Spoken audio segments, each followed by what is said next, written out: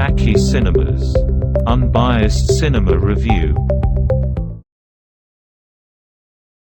Jackie cinemas நேயர்களுக்கு வணக்கம். நான் உங்கள் ஜாக்கி சேகர். இந்த episode dark figure of crime 2018 south கொரியாவில் வெளியான கிரைம் த்ரில்லர் திரைப்படத்தோட வீடியோ விமர்சனத்தை இந்த எபிசோடில் பார்க்க போகின்றோம். அதற்கு முன்பாக இதுவரை இந்த சேனலை சப்ஸ்கிரைப் பண்ணாதவங்க மட்டும் சப்ஸ்கிரைப் பட்டன் இருக்குது, அதை அழுத்துங்க. பக்கத்தில் பெல் ஐக்கான் இருக்குது, அதையும் அழுத்துங்க. ரைட், இந்த dark figure of crime memories of murder south கொரியாவில் வெளியான ஒரு மிகச்சிறந்த ஒரு திரைப்படம். அந்த திரைப்படத்துக்கு ஒரு இணையான ஒரு திரைப்படம் இந்த டார்க் ஃபிகர் ஆஃப் கிரைம். கடந்த ஜனவரி மாதம் 2019 ஜனவரி மாதம் ஜனவரி 20 தேதிக்கு மேலே நினைக்கிறேன், பெருங்குடி குப்பை கிடங்கில் 2 கால்கள் ஒரு வலது கை கொண்ட ஒரு பெண்ணுடைய உடல் பாகங்கள் கண்டெடுக்கப்பட்டது. ஒரு சாக்கு மூட்டையில் கட்டி கீழே போட்டிருந்தாங்க. பட் அந்த கேஸு அதில் ஒரு சிவன் டேட்டு இருந்தது. அதுக்கப்புறம் அது யாருக்கு மிஸ்ஸிங் கேசஸ்லாம் கொஞ்சமாக பார்த்து கடைசியாக தூத்துக்குடியை சேர்ந்த துணை நடிகை அவருடைய கணவர் பாலகிருஷ்ணன் உதவி இயக்குனர் நினைக்கிறேன். ஸோ இவங்களுக்குள்ளே கருத்து வேறுபாடு காரணமாக கொலை செய்யப்பட்டு அந்த பொண்ணுடைய உடம்புகளை பல்வேறு இடங்களில் அவர் டிஸ்போஸ் பண்ணியிருக்கிறாரு. தலை தனியாக, மாரிலிருந்து இடுப்பு வரலையும் தனியாக, அதுக்கப்புறம் கால்கள் கைகள்னு தனித்தனியாக டிஸ்போஸ் பண்ணியிருந்தார். அவங்க ஜாபர்கான்பேட்டையில் இருக்காங்கன்றது செய்தி சேனல்களில் எல்லாத்துலேயும் நீங்கள் பார்த்துருக்கலாம். பட் இது என்னென்னா, இந்த கேஸ் நம்ம அதை ஒரு ஃபாலோஅப் நியூஸாக பார்த்தோம். அவர் நான் அந்த பொண்ணை கொலை பண்ணவே இல்லை அப்படின்னு அவர் சாதிக்கிறாரு. இப்போ போலீஸ் என்ன பண்ணுதுன்னா, பெருங்குடி குப்பை கிடங்கு ஃபுல்லாக அந்த பொண்ணோட தலையை தேடிட்டுருக்கு. இது அந்த பெண்ணோட தலையை தேடிட்டுருக்கு. காரணம் என்னன்னா, அந்த பெண்ணோட தலை கிடச்சா தான் தண்டனை வாங்கி கொடுக்க முடியும் அப்படின்றது தான், இல்லைனா கேஸ் நிற்காது அப்படின்ற மாதிரி பேசிகிட்டு இருக்காங்க. இப்போ அந்த தலையெல்லாம் தேடிட்டுருக்காங்க. 20 நாட்களுக்கு மேலாக குப்பை கிடங்கில் 20 பேர் கொண்ட குழு பொக்கலைனை வச்சுக்கிட்டு அந்த நாத்தம் பிடிச்ச இடத்துல இருந்துக்கிட்டு தேடிட்டுருக்காங்க. இந்த பெருங்குடி குப்பை கிடங்கில் கை கால் வெட்டப்பட்ட அந்த பெண்ணுடைய கதை, அதனுடைய ஃபாலோஅப் நியூஸ் என்னன்னு தெரியல. ஆனால் இந்த மாதிரியான ஒரு சம்பவம், நிஜ சம்பவம் சியோலில், அதுவும் பூசான் நகரத்தில் நடந்த ஒரு சம்பவத்தினுடைய பின்னணியை தான் இந்த திரைப்படம் உண்மை சம்பவங்களுடைய அடிப்படையில் எடுக்கப்பட்ட ஒரு திரைப்படம். இந்த திரைப்படத்துடைய கதை என்ன? இந்த திரைப்படத்துடைய கதை ரொம்ப எளிமையான கதை. ஆனால் உங்களை சீட்டோட எட்ஜுக்கு போய் உட்கார வைக்கக்கூடிய கதை. ஒரு டிடெக்டிவ் அவனை ஒருத்தன் பார்க்கணுன்னு சொல்லிட்டு ஒரு அசிஸ்டண்ட் அழகை கூட்டின்னு போகிறான். ஒரு என்ன சொல்கிறது, ஒரு ரெஸ்டாரண்ட்டுக்கு. அங்கே போனதும் அவன் பார்க்குறான். பார்த்துட்டு அவன் அந்த டிடெக்டிவ் சொல்கிறான், நான் 7 கொலை பண்ணியிருக்கேன் அப்படின்றான். இந்த 7 கொலை அதாவது யோசிச்சு பாருங்கள், 7 கொலை எப்படா பண்ணேன் அப்படின்னா, அந்த பாடிலாம் இல்லை, இதுவரையிலையும் நீங்கள் மாற்றிருப்பேன்னா, இல்லை நான் அதுக்கு ஏற்ற மாதிரி நான் பண்ணியிருக்கேன். அதாவது உடம்பெல்லாம் கட் பண்ணி துண்டு துண்டாக அங்கங்கே வீசி எறிஞ்சிட்டேன். ஸோ அதனால் அதை கண்டுபிடிக்கவே முடியல அப்படின்னு அவன் சொல்கிறான். ஏங்க நல்லா கேட்டுக்கங்க, ஒரு கொலைகாரன் ஒரு டிடெக்டிவ் வர வச்சு அவங்ககிட்ட நான் 7 கொலை பண்ணியிருக்கேன், நீ அவனாவது ஒப்புதல் வாக்குமூலம் கொடுக்க முடியுமா? அவன் கொடுக்குறான். ஏன் கொடுக்குறான்? எப்படி கொடுப்பான்? அதான் அவன். ஏன்னா அவன் ஒரு மாதிரி மரக்கரண்ட கேஸு, அப்படி சொல்லவே முடியாது. அவன் ரொம்ப இன்டெலெக்சுவல் அவன். ஆனால் மரக்கரண்ட கேஸு. அவனுக்கு கொலை செய்கிறது ஆனந்தம், பரமானந்தம். ஸோ அதுக்கான பேக்ரவுண்டுக்கு அதெல்லாம் நீங்கள் படம் பார்க்குறப்ப உங்களுக்கு தெரியும். அன்ஃபார்ச்சுனேட்லி என்னென்னா, அவன் கன்ஃபெஷன் அது மாதிரி ஒரு 7 கொலையோடைய அது எந்தெந்த இடத்துல எந்தெந்த நாளில் எங்கெங்கெல்லாம் புதைச்சேன் அப்படின்ட்டு எழுதி கொடுக்குறான். ஸோ இதை ஒரு டிடெக்டிவ் எடுக்கிறாரு. ஃபஸ்ட்டு அவன் என்ன சொல்கிறான்னா, ஒரு ஸ்கூலோடைய மரத்தில் இருக்கிற ஒரு பொந்தில் ஒரு பொண்ணோடைய இன்னர் இருக்குது, இந்த ஸ்லிப்புன்னு சொல்லுவாங்க, பிராக்கு மேலே போட்டுக்கிற ஒரு ஸ்லிப்பு, அந்த ஸ்லிப்பு அங்கே உள்ளார வச்சுருக்கேன் அப்படின்னு. ஏன்னா சமீபத்தில் கொலை செய்யப்பட்ட ஒரு பெண், அந்த பொண்ணு அதோடைய கேஸில் தான் இவனை அரெஸ்ட் பண்ணியிருந்தாங்க. இவன் அந்த மாதிரி ஒரு விஷயம், ஆனால் போலீஸ் வேறு மாதிரி கதையை ஜோடிச்சு இவனை உள்ளார வச்சுருக்கோம். இவன் அந்த மாதிரி விஷயத்த சொன்னதுமே என்ன பண்ணுவோம், அதை போய் பார்த்துட்டு இந்த கேஸ் தப்பு, பொய்யா ஜோடிச்சிருக்காங்க அப்படின்னு சொல்லி அவனுக்கு தண்டனை காலத்தை அவன் வர குறைச்சிருக்கோம். ஓகேவா? அப்புறம் இந்த டிடெக்டிவ் அடிக்கடி அவனை சந்திக்கிறான். இப்போ மொதல் கொலையெல்லாம் அரெஸ்ட் பண்ணி உள்ளார உட்கார வச்சுருக்காங்க. அதுக்கப்புறம் ஒரு 6 கொலையை இவன் நிரூபிக்க வேணும். இவன் அவங்ககிட்ட கொஞ்சம் ஃப்ரெண்ட்லியாக பேசி அவங்ககிட்ட இருக்கிற அந்த தடயங்கள்லாம் இவன் கேட்குறான், அவனும் கொடுக்குறான். என்ன ஒரு மைய இழை என்னன்னா, இவனால், அதாவது இந்த டிடெக்டிவால் இந்த விஷயங்களை கண்டே பிடிக்க முடியாது அப்படின்றது ஜெயிலில் இருக்கிற அந்த சைக்கோ கொலைகாரனுடைய எண்ணம். ஆனால் இவனை பொறுத்தவரையிலையும் இந்த விஷயத்தை நீயே வாயால் சொல்கிற இல்லையா, நீ சொல்லி ஒரு விஷயத்தை நான் எடுத்துட்டேன், அப்போ இது எல்லாமே உண்மையாக இருக்கக்கூடிய வாய்ப்புகள் இருக்குது அப்படின்ட்டு அவன் நினச்சி அவன் தேடுறான். இதில் இன்னொரு விஷயமும் இருக்குங்க. இவன் தேடுறப்ப அவனுடைய சீஃப் சொல்லுவான், டேய் இந்த மாதிரி மாக்கானுங்களை நம்பியோ இல்லை இந்த மாதிரி சைக்கோக்கள் நம்பியோ இந்த மாதிரி நம்பி இந்த மாதிரிலாம் இங்கே புதைச்சுன்னு சொல்லுவானுங்க, அலைய விட்ருவானுங்க, கடைசியில் ஊரே அவனை காரி துப்போம். இந்த மாதிரி எனக்கு தெரிஞ்சு ஒருத்தன் வந்து போலீஸ் டிபார்ட்மெண்ட்டை ரொம்ப ஹை லெவலில் இருந்தான், பொண்டாட்டி போச்சு, புள்ள போச்சு, வீடு போச்சு, இந்த ஜாப் போச்சு, எல்லாம் போச்சு. இப்போ வந்து பார்க்கிங் லாட்டில் வந்து செக்யூரிட்டி வேலை செஞ்சிட்ருக்கான், உனக்கு அந்த நிலமை வேணாண்டா அப்படின்னு சொல்லி அந்த டிடெக்டிவோட சீஃப் வந்து எச்சரிக்கிறார்.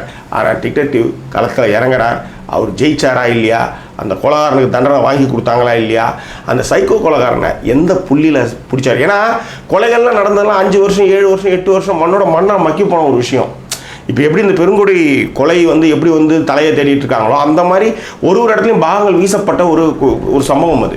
அதில் வந்து அவர் வந்து எந்த ஒரு புள்ளியில் கண்டுபிடிச்சி அவனுக்கு தண்டனை வாங்கி கொடுக்குறாரா இல்லையா, அவர் கண்டுபிடிச்சாரா, அசிங்கப்பட்டாரா, அவமானப்பட்டாரா, ஏன் இந்த விஷயத்தை அவர் எடுத்துகிட்டு செய்கிறாரு அப்படின்றதெல்லாம் நீங்கள் இந்த படத்தை பார்த்து நீங்கள் தெரிஞ்சுக்கங்க நண்பர்களே. நிறைய சவுத் கொரியன் ஃபிலிம்ஸ் வந்து நான் வந்து உங்களுக்கு அறிமுகப்படுத்தியிருக்கேன். ஆனால் இந்த படம் ஏற்படுத்தக்கூடிய அந்த பாதிப்பும், இந்த படத்தில் வச்சிருக்கக்கூடிய சில வசனங்களும் நீங்கள் சத்தியமாக நீங்கள் வந்து என்ன சொல்கிறது, இந்த ஃபீல் குட் ஒரு சைக்காலஜிக்கல் த்ரில்லர் எப்படிங்க ஒரு ஃபீல் குட் ஆகுதுன்னா, அந்த டிடெக்டிவ் வந்து நீங்கள் அவ்வளோ பிடிக்கும் உங்களுக்கு. டிடெக்டிவ் யாருன்னா நம்ம வந்து சேசர் படத்தில் வந்து பிம்பா நடிச்சிருப்பார் இல்லையா, பொண்ணை அனுப்பிச்சிட்டு வச்சு தேடுறாரு இல்லையா, அவர் தான் கிம் யூன் சியோக். இவர் தான் வந்து இந்த படத்தில் வந்து டிடெக்டிவாக நடிச்சிருப்பார். ஸோ இதுக்கப்புறம் வந்து ஸ்பாய்லர்ஸ் தயவு செய்து படம் பார்க்காதவங்க படம் பார்த்துட்டு இதுக்கப்புறம் இருந்த சீரீஸ் வந்து பாருங்கள். ஒரு ஷார்ட் ஒன்று வருங்க, ஒரு ஷார்ட் அவன் வந்து கேள்விகள் வக்கீல்கிட்ட வந்து இந்த மாதிரி ஆதாரத்தெல்லாம் கொடுத்துக்கிட்டே இருப்பான். தெரியும் அவனுக்கு, அவன் வந்து உள்ளார உட்காந்துக்கிட்டு தன்னை வந்து நக்கல் அடிச்சுக்கிட்டு தன்னைக்கிட்ட இருந்து பணத்தை வாங்கிக்கிட்டு தன்னைக்கிட்ட இருந்து பொருளை வாங்கிக்கிட்டு ராஜ வாழ்க்கை வாழ்ந்துக்கிட்டு, ஆனால் சின்ன க்ளூ கொடுத்துட்டு இருக்கான். நான் கண்டுபிடிக்க மாட்டேன்னு நினச்சி அவன் கொடுக்குறான். ஆனால் ஒரு இடத்துல வந்து ஆம்பளை கொலை பண்ணியிருப்பான், அங்கே பொம்பளை இருக்கும், அந்த இடத்துல சில இல்லவே இல்லாமல் இருக்கும். ஸோ இந்த மாதிரி அவன் அலைய விட்டுருக்கான்னு நல்லாவே தெரியும். ஆனால் அவன் ஒரு சைக்கோ. அப்படி இருந்தும் அவன் வந்து ஒரு விஷயத்தையுமே, அதாவது என்ன சொல்கிறது, ஒரு 10 வருஷத்துக்கு முன்னாடி ஒரு ஃபைல்னு வச்சுக்காங்களா, அதுக்கு வந்து போலீஸே வந்து மூடி வச்சிருக்கு. அதாவது போலீஸ் வேறு கெட்ட பேர் இவனுக்கு, போலீஸ் டிபார்ட்மெண்ட் பழைய கேஸ்லாம் வந்து கோல்டு மர்டர் கேஸ்லாம் வேற எடுத்து தோண்டிட்டு இருக்கான்னு இவனுக்கு கெட்ட பேர் வேறு. அப்படிலாம் இருக்கும்போது இவன் அந்த மர்டர் கேஸுக்காக வந்து அலைஞ்சி பண்ணுவான். ஏன்னா பண்ணுறான் அப்படின்னு ஒரு கேள்வி வருங்க படத்தில். இந்த இவனுடைய வக்கீல் ஒருத்தன் கேட்பான், இது மாதிரிலாம் பண்ணிகிட்டு இருக்க, ஏற்கனவே ஒருத்தன் வந்து இந்த மாதிரி ஆகிட்டான், நீ அசிங்க தான் படுறான், அவன் அசிங்கப்படுத்துகிறான், உடனே ஏன் திரும்ப இதில் வந்து இறங்கிட்டு இருக்க அப்படின்னுவான். அதுக்கு அவன் ஒரு வார்த்தை சொல்லுவான், இதில் வந்து நான் தோத்துட்டேன்னா, இதில் நான் தோத்துட்டேன்னா அதிகபட்சமாக எனக்கு அசிங்கமாக இருக்கும், எல்லோரும் நக்கல் விடுவாங்க, அவ்வளோதான்.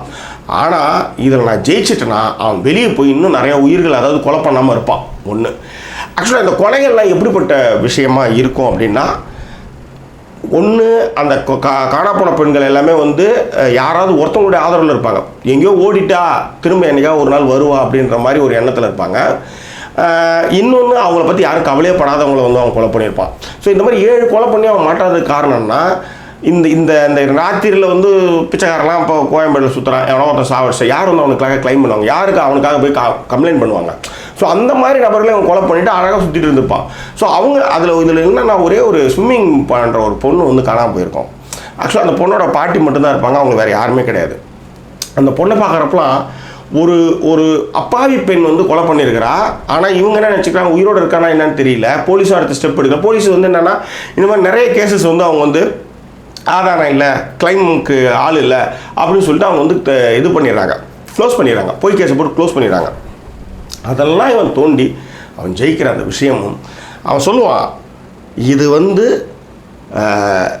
அனாதைகளாக கேள்வியே கேட்க முடியாத, கிளைம் பண்ண முடியாத உறவுகள் அற்றவர்கள் வந்து மரண விளிம்பில், அதுவும் இந்த மாதிரி சைக்கோ வந்து ரொம்ப மோசமாக கொலை பண்ணியிருக்கான். அவங்களுடைய பாயிண்ட் ஆஃப் வியூ நீங்கள் இருந்து யோசிச்சு பாருங்கள். அவங்களுக்காக நான் செய்கிறேன், என் வேலையே போனாலும் பரவாயில்ல, எனக்கு பணமே போனாலும் பரவாயில்ல அப்படின்ட்டு அவன் வந்து சொல்கிற வாதாடுற இடங்கள் அவ்வளோ அற்புதமாக இருக்கும். ஸோ இன்னும் வந்து எனக்கு வந்து ஒரு 12 வருஷம் 13 வருஷம் தான் எனக்கு வந்து ஒர்க்கிங் இருக்குது. அதுக்கப்புறம் நான் ரிட்டையர்மெண்ட் ஆகிடுவேன். ஆனால் அவன் ரிலீஸ் ஆகிட்டு அவன் இன்னமும் அதே மாதிரியான கொலைகள் தான் பண்ணுவான். ஏன்னா அவன் கொலை பண்ணுறது அவனுக்கு வந்து ஒரு ஹாபி மாதிரி, அவனுக்கு ஜாலியாக இருக்குது அந்த இது, ஒரு என்ன சொல்கிறது, அப்படிப்பட்ட ஒரு சைக்கோ. ஸோ அதுக்குள்ளே நான் அவனை கைது பண்ணி ஆதாரங்களை முன்னிறுத்தி அவன் உள்ளர வைக்கணுன்ட்டு அவன் படுற அந்த பாடுகள் தான் இந்த படம். Nail biting thriller, seat edge thriller அப்படிலாம் சொல்கிறாங்க இல்லையா, அந்த மாதிரியான ஒரு சேசிங். ஆனால் நிஜமாலுமே அவனை வந்து டீக்ரேட்லாம் பண்ணி அவங்களாம் வெளியே அனுப்புகிறப்ப சில விஷயங்கள்லாம் கண்டுபிடிச்சி அவன் எட்டுன்னு வரதெல்லாம் ரொம்ப நல்லாயிருக்கும். ஸோ படத்தை பற்றி நான் பேசிட்டேன். மெமரிஸ் ஆஃப் மர்டருக்கு இணையான ஒரு படம்னு சொல்லிட்டேன். இப்போ வந்து இந்த படத்துக்கான ட்ரிவியாவுக்கு வருவோம். இந்த படத்தினுடைய இயக்குனருக்கு வந்து இந்த படத்தினுடைய திரைக்கதை எழுதுறதுக்கு மட்டும் 5 வருஷம் ஆச்சு. உண்மை சம்பவங்களுடைய அடிப்படையில் எடுக்கப்பட்ட படம். அன்ஆன்சர்டு அப்படின்ட்டு ஒரு டிவி எபிசோட்ஸ் வந்து தொடர்ந்து இதில் சவுத் கொரியாவில் ஒளிபரப்பாகிட்டு இருந்தது.